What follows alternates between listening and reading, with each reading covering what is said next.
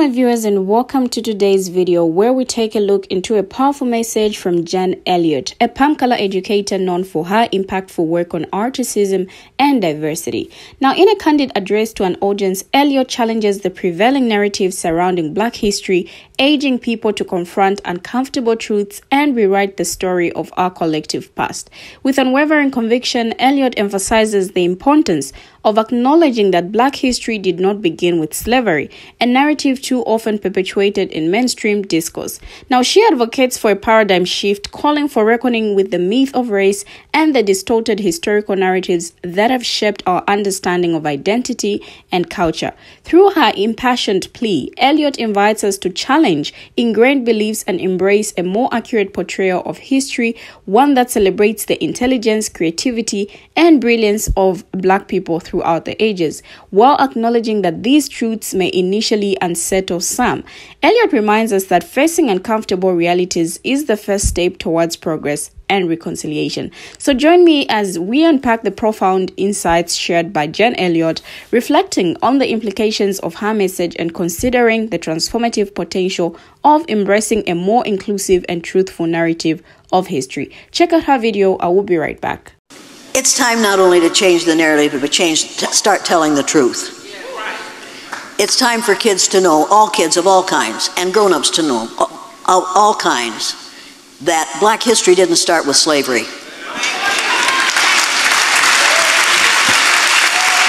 If you haven't introduced your students to Anthony Browder's Nile Valley Contributions to Civilization, you haven't done your students a fair job.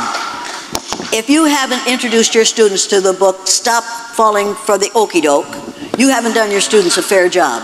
It's time for these kids to hear from Robert Wald Sussman's book, which is The Myth of Race, that this whole thing is a myth, and it's time to stop believing the myth, and it's time to stop teaching the myth, and it's time to realize that Blacks were doing cataract surgery with metal instruments before there were hospitals in Europe. It's time to realize that Blacks were intelligent, creative, adventurous, curious, brilliant people before folks evolved. It's time to start teaching the truth. If we don't start teaching the truth pretty soon, people, we're in really big trouble. It's time to start teaching the truth. Now, people aren't going to be happy with those truths, but eventually they'll be better off. Eventually they will realize that they have been myth-read for the last 400 years. It's time to give up the myth. It's time to tell the truth in history. People, what were the names of Columbus's 3 ships?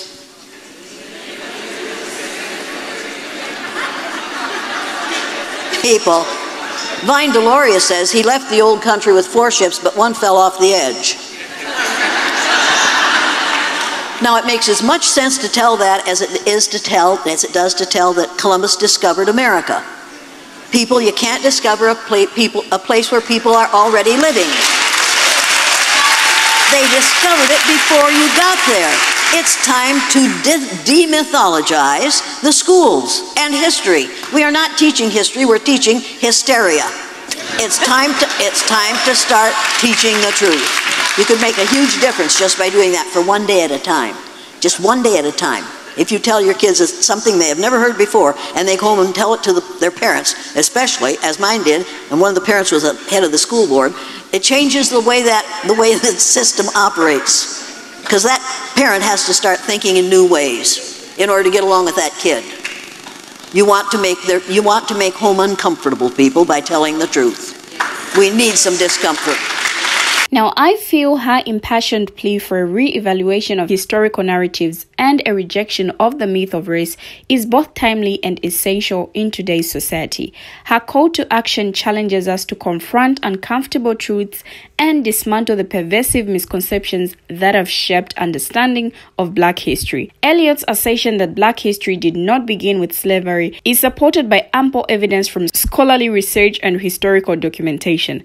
Archaeological findings in Africa, for example, reveal advanced civilizations and thriving societies long before the transatlantic slave trade.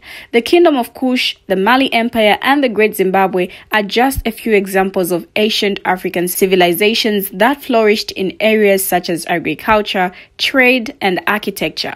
Scientific studies have debunked the concept of race as a biological reality, affirming that genetic variations among humans do not correspond to racial categories. The Human Genome Project, for instance, concluded that there is more genetic diversity within racial groups than between them, underscoring the arbitrary nature of racial classifications.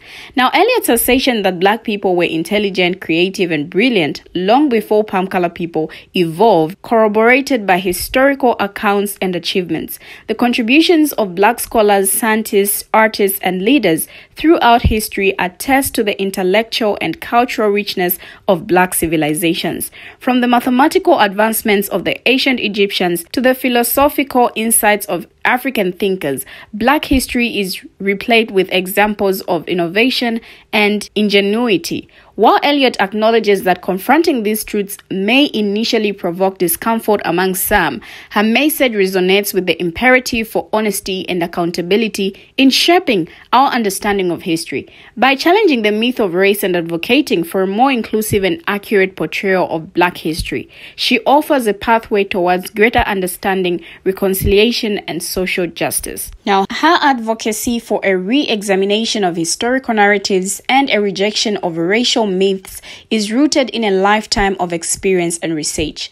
As an educator, Elliot gained international recognition for her pioneering Blue Eyes or Brown Eyes exercise conducted shortly after the action of Dr. Martin Luther King Jr. in 1968. Through this exercise, she demonstrated the impact of discrimination and prejudice by dividing her elementary school students based on eye color and subjecting them to different treatment. The profound insights gleaned from this exercise laid the groundwork for Elliot's lifelong mission to challenge societal norms and dismantle the entrenched systems of racism and inequality. Her message that Black history extends far beyond the confines of slavery echoes the sentiments of many scholars and activists who have long sought to illuminate the rich tapestry of African heritage and contributions to human civilization. Moreover, her assertion that racial bias is deeply ingrained in societal structures is supported by a wealth of empirical research in psychology and sociology. Studies on implicit bias, for example, have revealed the pervasive nature of unconscious prejudices that influence behavior and decision-making, often without individuals' awareness. In advocating for a more inclusive and accurate portrayal of Black history, Elliot aligns herself with a growing movement to decolonize education and amplify marginalized voices by challenging the myth of race and acknowledging the complexity and diversity of human experiences. She offers a transformative vision for a more just and equitable society. We have come to the end of the video. What do you, my viewers, have to say? Share your thoughts, comments, contributions, views, everything in the comment section down below. Thank you for watching and see you in my next video.